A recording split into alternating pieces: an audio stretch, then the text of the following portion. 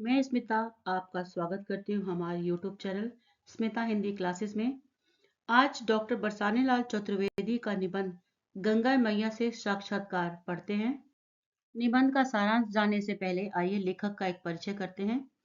हिंदी साहित्य में ख्याति प्राप्त हास्य रवि के कवि लेखक बरसाने लाल चतुर्वेदी जी का जन्म 15 अगस्त 1920 को मथुरा उत्तर प्रदेश में हुआ था। इन्होंने हिंदी साहित्य में हास्य रस पर पीएचडी तथा आधुनिक काव्य में व्यंग पर डीलिट की उपाधि प्राप्त की। इनका व्यंग हास्य के चटकारे लिए रहता है।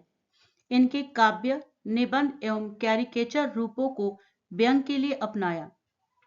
इन्होंने लेखन का प्रारंभ हास्य से किया, परंतु अनुभव वृद्धि के साथ साथ व्यंग की मात्रा अधिक होती गई।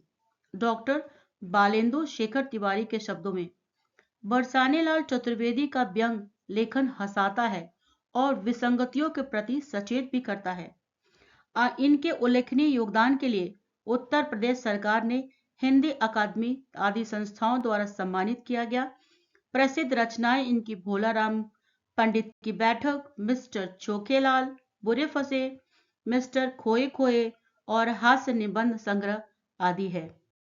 प्रस्तुत पाठ में लेखक बरसाने लाल जी ने गंगा मैया के साक्षात्कार के माध्यम से देश में भ्रष्टाचार और महंगाई, धार्मिक ढकोसलों पर एक करारा व्यंग किया है।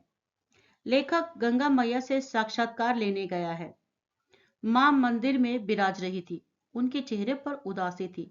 साक्षात्कार के दौरान प्रदूषण के संबंध में गंगा मैया कहती है कि हमारे देश का वातावरण ही इतना प्रदूषित हो गया है, तो भला मैं गंगा मैया कैसे बच सकती हूँ। आज चरित्र भी मानो रोने लगा है। चरित्र का संकट एक बड़ा मुद्दा, एक चर्चा का विषय बना हुआ है और चरित्र का उपदेश का सिर्फ इस्तेमाल किया जाता है। अब केवल शब्दकोशों में यानी कि डिक्शनरी में चरित्र शब्द शेष रह गया है। लेखक के पूछने पर कि चरित्र के अस्तित्व को किसने मिटाया है, वो कहती हैं कि अब सभी मनुष्य स्वार्थी बनकर मेवा बटोरने में लगे हुए हैं और सेवा भाव तो कोसों पीछे छूट गया है। लोगों का मन दूषित हो गया है। भक्ति और संस्कृति के आचरण के नाम पर गंगा जैसे पवित्र जल को दूषित करते हैं। पाप करके मुझ में नहाने से सोचते हैं कि सारा पाप धुल गया है। सारा कचरा मुझ में डालते हैं, मुझे दूषित कर देते हैं। इसके लिए देश का वातावरण ही प्रदूषित हो गया है। गंगा मैया देश के कलुषित वातावरण का वर्णन करते हुए कहती है कि समाज में महंगाई, रिश्वतखोरी और पाशविकता जो है दिन ब दिन बढ़ती जा रही है। धर्म का तो व्यापारीकरण हो रहा है और राजनीति के क्षेत्र में तो कहना ही क्या। एक दल दूसरे से लड़ता है। इन सब का कारण है कुर्सी के लिए झगड़ा। तो लेखक इस कुर्सी का मतलब सीधा साधा समझता है और कहते हैं कि गंगा मैया, बाजार में तो बहुत सारी कुर्सियां हैं, सस्ती भी और महंगी भी, क्यों लड़ाई करते हैं। तब कुर्सी का तात्पर्य लेखक को स्पष्ट करते हुए गंगा मैया कहती है, अरे कुर्सी से मेरा मतलब वो साधारण कुर्सी नहीं, शक्ति और वैभव, धन, सम्मान और कीर्ति आदि से है। एक बार अगर इसके जबान पर चस्का लग जाए तो फिर कुछ भी अच्छा नहीं लगता। समाज में कई समस्याएं बढ़ रही है, जैसे सेवा धर्म को लोग मेवा धर्म समझने लगे हैं। आपराधिक प्रवृत्ति बढ़ रही है। लोग समझते हैं कि कैसे भी कर्म करो, गंगा मैया उन्हें तार देगी। प्रदूषण तो छुआछूत का रोग है। लोग गंगाजल को भी मलिन कर रहे हैं। महंगाई, रिश्वतखोरी, पाशविकता आदि दिन पर दिन इस कदर बढ़ गई है कि एक दल दूसरे दल से लड़ता है। इंसानियत किसी के अंदर जिंदा ही नहीं है।